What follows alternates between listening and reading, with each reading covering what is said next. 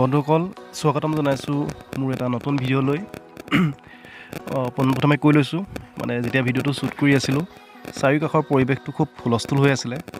চ' মই এইটো voice over দিছোঁ। যি কি নহওক বহুত দীঘলীয়া বিৰতিৰ পিছত আকৌ এটা ভিডিঅ' বনাওঁ বুলি মনটো মেলিলোঁ। আপোনালোকে সকলোৱে জ্ঞাত কৰোণা মহামাৰী, লকডাউন এইবোৰৰ মাজত আৰু নিজৰ কৰ্মব্যস্ততাৰ মাজত প্ৰায় এইবিলাক বনোৱা এইবিলাক মন নিচিনাই হৈ গৈছিলে। যি কি নহওক এতিয়া আজি এটা দীঘলীয়া যাত্ৰা কৰিবলৈ আগবাঢ়িছোঁ। খুব এডোখৰ সুন্দৰ ঠাইলৈ যাবলৈ ওলাই আহিছোঁ। বৰ্তমান আছোঁ মই গুৱাহাটী ৰেলৱে ষ্টেচনত, পল্টন বজাৰত। এইটো যাত্ৰা অলপ দীঘলীয়া হ'ব। মই যাম মুম্বাইত 5 দিনৰ কাৰণে গৈ আছোঁ। কামো আছে আৰু লগতে ভাবিলোঁ যাওঁতে আপোনালোকক মুম্বাই যিটো ৰেল যাত্ৰা, ৰেলত দীঘলীয়া যাত্ৰা হ'লে মিঠা তিতা অভিজ্ঞতা অলপ থাকে, আপোনালোকক বোলো দেখাই যাওঁ। আৰু আশা কৰিছোঁ আপোনালোকে মোৰ লগত ভিডিঅ'টো চাই সহায় সহযোগ কৰিব। আৰু যেতিয়া মুম্বাই গৈ পাম চেষ্টা কৰিম মুম্বাইখন যাতে অলপ এক্সপ্ল'ৰ কৰিব পাৰোঁ। ধুনীয়া ধুনীয়া মনোমোহা দৃশ্যবিলাক কেমেৰাত বন্দী কৰি আপোনালোকক দেখাবলৈ চেষ্টা কৰিম। যিকোনো এতিয়া আমাৰ ট্ৰেইনৰ যাত্ৰা আৰম্ভ হ'ব। এতিয়া প্ৰায় 6খন ৰাজ্যৰ মাজেৰে যাম, তাৰ মনোমোহা দৃশ্যবিলাক দেখাই যাম। আপোনালোকে সহায় সহযোগ কৰিব। ব'লক তেনেহ'লে যাত্ৰাটো আৰম্ভ কৰোঁ।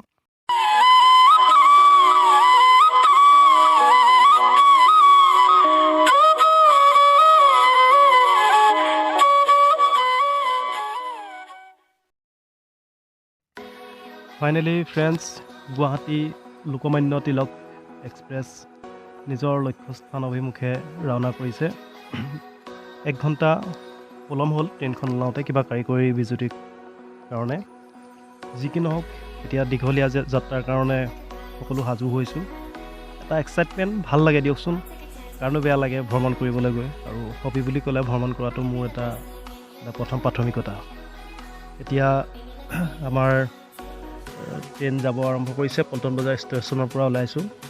ইয়াৰ মাজতে মই আপোনালোকক এটা গুৰুত্বপূৰ্ণ তথ্য দিব বিচাৰিছোঁ। মোৰ সকলো বন্ধুবৰ্গক যদি পাৰে ভিডিঅ'টো শ্বেয়াৰ কৰি দিব, কাৰণ এই তথ্যটো খুব গুৰুত্বপূৰ্ণ। যদি কোনোবাই দেশৰ যিকোনো প্ৰান্তত ভ্ৰমণ কৰিম বুলি ভাবিছে, বিশেষকৈ ৰেল যাত্ৰা কৰিম বুলি ভাবিছে, তেওঁলোকৰ কাৰণে খুব গুৰুত্বপূৰ্ণ। কাৰণ আগতে বিশেষকৈ এ চি বগীবিলাকত যিটো ফেচিলিটি আছিল, মানে আপোনালোকক এখন বেড কভাৰ, ব্লেংকেট, গাৰু এইবিলাক প্ৰভাইড কৰিছিলে ৰেলৱেৰ তৰফৰ পৰা। কিন্তু সদ্যহতে এই কৰোণা মহামাৰী কালত এই ব্যৱস্থাটো সম্পূৰ্ণৰূপে বন্ধ কৰি থোৱা গৈছে। বাকী ৰাজধানীত আছে নাই নাজানো। যদি আপোনালোকে ৰাজধানীত কেনেবাকৈ কৰাইছে সেইটো ইনফৰ্মেশ্যন লৈ ল'ব ৰেলৱে বিভাগৰ পৰা। ইয়াত কৰোৱাৰ পিছত বহুতৰ মেছেজত আহেও আৰু বহুতত নাহেও। যদি কেনেবাকৈ গম নাপায় কিন্তু পিছত বহুত কষ্ট হয়, কাৰণ 2-3 দিন যিহেতু এটা দীঘলীয়া যাত্ৰা কৰিবলগীয়া হয়। পিছত অতিপাত ঠাণ্ডা অনুভৱ হয়, এচিটো বহাই দিয়ে আৰু সময়ত এখন ব্লেংকেটো পোৱা নাযায় ক'তো, বা বাহিৰত পালেও ব্লেকত বহুত বেছি দাম হৈ যায়। সেইকাৰণে যদি ৰেল যাত্ৰা কৰিম বুলি ভাবে আপোনালোকে এটা কাম কৰিব, লগত একো নহ'লেও এখন ব্লেংকেট আৰু এটা গাৰু লৈ আহিব চেষ্টা কৰিব। তো সকলোৱে কথাটো গম পালে সুবিধা হয়, সেইকাৰণে মই কথাটো জনাই দিলোঁ। আৰু ইয়াৰ আমাৰ যাত্ৰা বৰ্তমান গুৱাহাটী কামাখ্যা জংচন আমি পাবহি হৈছে। চাৰিওফালে নিজৰ ঠাই, সেউজীয়া পৰিৱেশ আৰু গুৱাহাটীখন খুব ধুনীয়া, মৰমৰ, আমাৰ সকলোৰে মৰমৰ। চাই যাওক, তাৰপিছত এই ৰেল যাত্ৰাটো উপভোগ কৰক, লগতে ভিডিঅ'টোত আগবঢ়াই নিয়াত আপোনালোকে সহায় সহযোগ কৰক।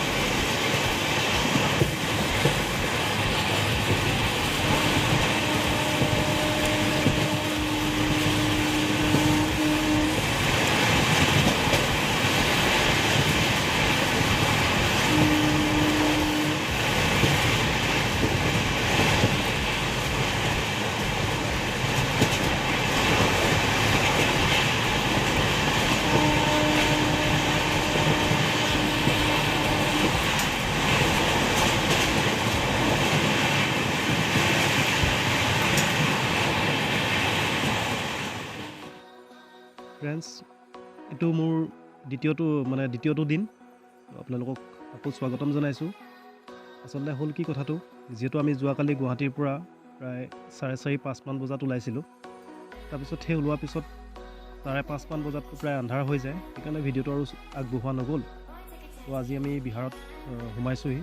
এইখন বিহাৰত বৰ্তমান গংগা নদীৰ ওপৰেদি আমি গৈ আছোঁ। এইখন দেশৰ এখন সৰ্ববৃহৎ ৰেলৱে দলং হিচাপে জনা যায়, গংগা পুল বুলি কয়। তাৰপিছত আৰু এতিয়া আপোনালোকে উপভোগ কৰি থাকক, ভাল লাগিছে। মানে এখন দেশৰ ছবি, যেনেকৈ লাল বাহাদুৰ শাস্ত্ৰীয়ে কৈছিলে, ভাৰতৰ প্ৰাক্তন প্ৰধানমন্ত্ৰীয়ে, যে এখন দেশৰ প্ৰকৃত জীয়া ছবিখন গাঁৱৰ মাজতহে থাকে। আৰু ট্ৰেইন জাৰ্ণিত ৰেলৱে ভ্ৰমণত এইটো এটা সুবিধা, গোটেই দেশখন আপোনালোকে স্বতঃস্ফূৰ্তভাৱে ভালকৈ পৰিষ্কাৰ ৰূপত দেখি পোৱা যায়। আমি কিমান আগবাঢ়ি আছোঁ, এখন মহানগৰ চাই পিনে আপুনি অনুমান কৰিব পৰা নাযায় আমাৰ দেশখনৰ অৱস্থা কি। প্ৰকৃত আমাৰ যিটো জিঅ'টো বুলি কয় যে সেইটো এখন গাঁৱতহে সোমাই থাকে। তো কৃষি ক্ষেত্ৰ হওক বাকী যিমানবিলাক ছেক্টৰতে হওক আমাৰ গাঁওবিলাক আগবাঢ়িলে দেশখন আগবাঢ়ি যাব। তো সেইটো এটা খুব ভাল লাগে। কাৰোবাৰ পথাৰৰ মাজেদি গৈ আছোঁ, কাৰোবাৰ বাৰীৰ মাজেদি গৈছোঁ, ইমান ধুনীয়া এটা মনোমোহা পৰিৱেশ। এতিয়া দেখিছে এখন পানী শুকাই আছে, গংগা নদীখন ইমান সুন্দৰ লাগিছে। সৰু সৰু নাওবিলাক তলত ঘূৰি ফুৰিছে, খুব সম্ভৱ মাছমৰীয়া নাও। আৰু এই ৰেলযাত্ৰাটোত মই 2টা খণ্ড সংযোজন কৰি দিছোঁ, কাৰণ কি বেছি দীঘলীয়া হ'লে আপোনালোক বিৰক্তি হ'ব। তো আৰু মানে ধৰি লওক মুম্বাইলৈকে এটা দীঘলীয়া যাত্ৰা প্ৰায় 55 ঘণ্টা সময় লাগে। তো আৰু ইমান কম সময়ৰ ভিতৰত দেখুৱাও সম্ভৱ নহয় সকলোবিলাক বস্তু। আপোনালোকে বিশ্বাস কৰক। নেক্সটটো যিটো খণ্ড আহি আছে, খুব ধুনীয়া ধুনীয়া কিছুমান দৃশ্য। যেতিয়া আমি মুম্বাই চহৰখনত প্ৰৱেশ কৰিব হ'ব, মানে মহাৰাষ্ট্ৰ নাছিক পাৰ হৈ মনোমোহা দৃশ্য, পাহাৰৰ একা বেকা পথেৰে ট্ৰেইনখন চলি গৈ আছে, এইফালে ঝৰ্ণাবিলাক পৰিছে, কুঁৱলী পৰিছে, কিনকিনীয়া বৰষুণ। তাতে আমাৰ এই ৰেলৱেতে কাম কৰা এটা অসমীয়া ষ্টাফ এটাক লগ পালোঁ, খুব ভাল লাগিলে। মানে ডেকা ল'ৰা সকলোবিলাক ভাল কাম কৰি আছে। তেওঁলোকৰ লগত মনৰ বতৰা ল'লোঁ আৰু তেওঁলোকৰ পৰিকল্পনাৰ বিষয়ে ক'লোঁ। গোটেইখিনি আপোনালোকক দেখুৱাম, ভাল পাব, সহায় সহযোগ কৰিব। দ্বিতীয় খণ্ডটো কিন্তু চাবলৈ নাপাহৰিব। এয়া যে দেখিছে বগা বগা, মানে কি ক'ম আৰু, এজন কবি হোৱাহেঁতেন এটা কবিতা লিখিব পাৰিলোঁহেঁতেন। অৱশ্যে সেইবোৰ লিখা অভিজ্ঞতা নাই। মাত্ৰ কহুৱা ফুট যেনিয়ে চাই কহুৱা, মানে নদীখন য'ত শেষ হ'ব হৈছে এই তাৰ পাৰৰ এইটো এলেকাবিলাক হয়। আৰু মানে প্ৰায় যিমান দূৰলৈকে আপোনাৰ চকু পৰে মাত্ৰ কহুৱা। আপোনালোকে ভিডিঅ'টো চাই থাকক, মই বাকী আৰু নকওঁ। আপোনালোকে চাই ভিডিঅ'টো উপভোগ কৰক। দ্বিতীয় খণ্ডত অনুদীপনমে লগ পাম। আপোনালোকে শান্তিত থাকক, কুশলে থাকক, বিশেষকৈ ভালকৈ থাকক। এই কৰোণা কালত সকলোৰে স্বাস্থ্য ভালে থাকক, ভগৱানৰ ওচৰত তাকে প্ৰাৰ্থনা কৰিছোঁ। আকৌ অনুদীপনমে লগ পোৱাৰ প্ৰতিশ্ৰুতিৰে ধন্যবাদ।